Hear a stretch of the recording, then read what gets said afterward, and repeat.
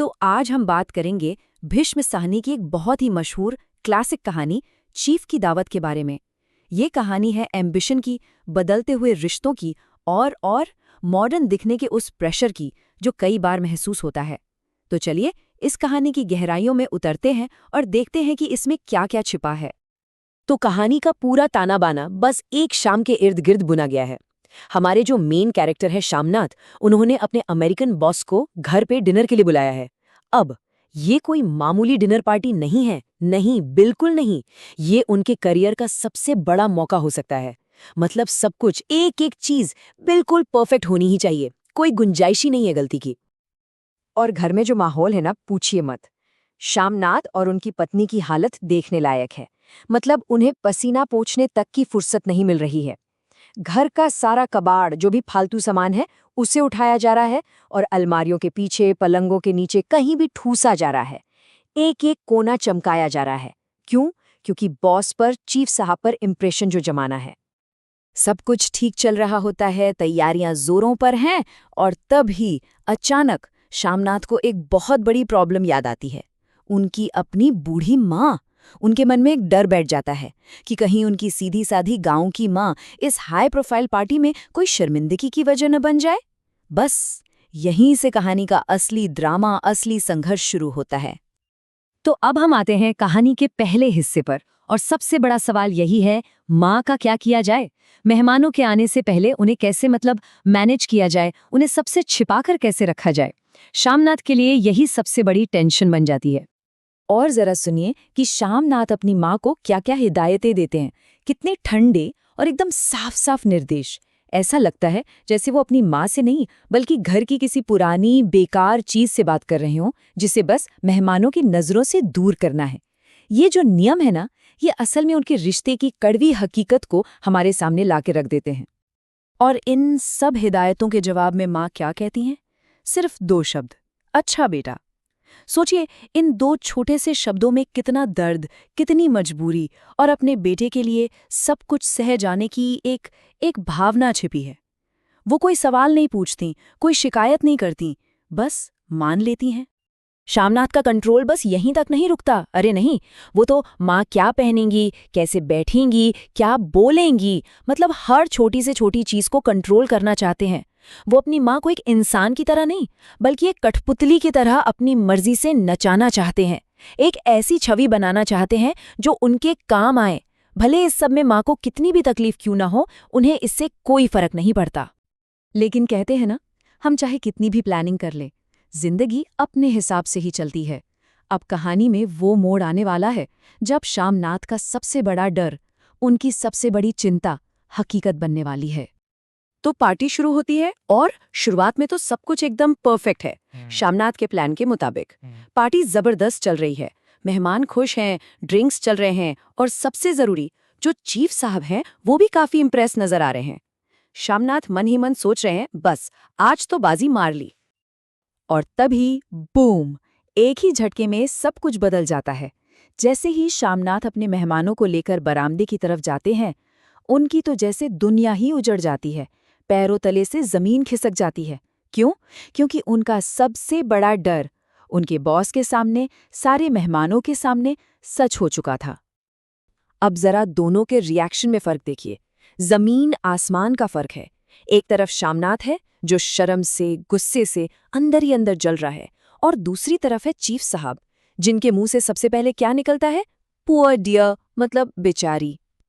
ये वो चीज थी जिसकी श्यामनाथ ने सपने में भी उम्मीद नहीं की थी। और बस यहीं से कहानी एक ऐसा दिलचस्प मोड़ लेती है कि मजा आ जाता है। वो माँ जिसे श्यामनाथ अब तक एक शर्मिंदगी का सबब मान रहे थे, वही अब इस पार्टी की स्टार बनने वाली हैं। पता है सबसे मजेदार बात क्या है? चीफ की दिलचस्पी ठीक उन्हीं चीजों में जागती है जिन्हें श्यामनाथ पिछड़ा हुआ और शर्मनाक समझते हैं। और उनका बस एक सवाल, सिर्फ एक सवाल, पूरी शाम का रुख मोड़ देता है। श्यामनाथ को अचानक अपनी माँ में एक शर्मिंदगी नहीं, बल्कि एक मौका, एक अपॉर्चुनिटी नजर आने लगती है।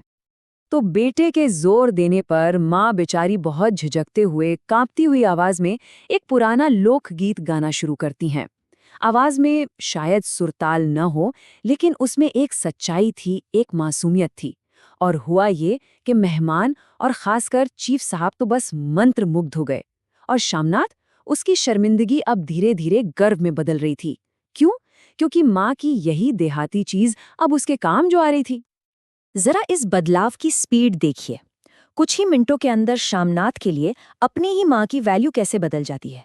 मतलब शाम 7 बजे वो एक मुसीबत थी, 10:30 बजे तक वो एक शर्मिंदगी की वजह बन गई, और अगले 5 मिनट में 10:35 पर वो एक देहाती कलाकार बन गई, और उसके भी 5 मिनट बाद एक कीमती कारीगर। ये जो बदलाव है ना, ये दिखाता है कि वो अब एक माँ नहीं, बल्कि अपने बेटे की तरक्की का सिर्फ एक जरिया बनकर रह गई हैं। कितना स्वार्थी और दुखद है ये। पर कहानी अभी खत्म नहीं हुई है। अब चीफ साहब की नजर पड़ती है माँ की पुरानी घिसी हुई फुलकारी पर। ये फुलकारी मतलब पंजाब की एक ट्रेडिशनल हाथ की कढ़ाई होती है, और चीफ को कोई दुकान की फैंसी चीज नहीं चाहिए, नहीं, उन्हें तो एक असली हाथ से बनी हुई पारंपरिक चीज चाहिए थी, एक ऑथेंटिक पीस। और हमारा शामनाथ, वो इस मौके को लपकने में 1 सेकंड की भी देर नहीं लगाता। फौरन अपनी माँ से पूछे बिना ही चीफ से वादा कर देता है। ये भी नहीं सोचता कि माँ की आंखें अब कमजोर हो गई हैं, कि उनके लिए ये काम करना कितना कितना मुश्किल होगा। बस अपना फायदा देखा और वादा कर दिया। तो चलिए अब चौथे हिस्से पर आते हैं। पार्टी खत्म हो गए, मेहमान चले गए, लेकिन कहानी का सबसे इमोशनल, सबसे दिल को छूने वाला हिस्सा तो अब शुरू होगा। अब पता चलेगा कि शामनाथ की इस तथाकथित सफलता की असली कीमत क्या है। तो मेहमानों के जाने के बाद शामनाथ अपनी कामयाबी के नशे में चूर खुशी से झूमता हुआ अपनी माँ के कमरे में घुसता है और उन्हें जोर से गले लगाकर कहता है, अम्मी, तुमने तो आज लाज रख ली, कमाल कर दिया। पर माँ को इन सब चीजों से कोई लेना देना नहीं है, उनकी खुशी इसमें नहीं है। वो तो बस एक ही चीज चाहती हैं, बेटा मुझे हरिद्वार भेज दे। वो अपनी जिंदगी के आखिरी दिन शांति से बिताना चाहती हैं। लेकिन शामनाथ की दुनिया में उसकी एम्बिशन के आगे माँ की इन इच्छाओं के लिए कोई जगह नहीं है। यहाँ हम देखते हैं माँ की आध्यात्मिक शांति और बेटे के दुनियावी लालच का सीधा सीधा टकराव। और जैसे माँ मना करती हैं, शामनाथ अपने असली रंग पर आ जाता है। वो इमोशनल ब्लैकमेलिंग पर उतर आता है। वो माँ को ये महसूस कराने की कोशिश करता है कि अगर उन्होंने फुलकारी नहीं बनाई तो वो उसे बदनाम करना चाहती हैं, उसका बनता हुआ काम बिगाड़ना चाहती हैं। वो अपनी तरक्की को सीधा सीधा माँ का फर्ज बना देता है। मतलब हर तरह से उन्हें गिल्ट में डालकर अपनी बात मनवाने की कोशिश करता है। और आखिर में एक माँ का दिल है, वो पिघल ही जाता है जैसे ही उनके कानों में ये शब्द पड़ते हैं कि इससे उनके बेटे की तरक्की होगी। बस उनके चेहरे का भाव ही बदल जाता है। उनका चेहरा खिल उठता है, उनकी अपनी इच्छाएं, अपना हरिद्वार, सब कुछ एक बार फिर बेटे के भविष्य के आगे हार जाता है।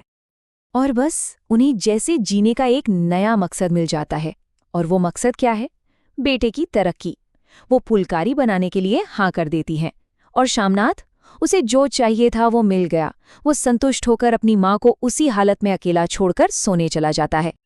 तो ये कहानी हमें एक बहुत ही ज़रूरी और गहरे सवाल के साथ छोड़ जाती है कि जब हमारी परंपराएं, हमारे अपने रिश्ते तरक्की पाने का सिर्फ एक जरिया, एक बिकाऊ सामान बन जाएं, तो सफलता की असली कीमत क्या होती है? असल में हम क्या पा रहे होते हैं, और क्या कुछ है जो हम हमेशा के लिए खो रहे होते हैं? ये एक ऐसा सवाल है जिस पे सोचना बहुत ज़रूरी है।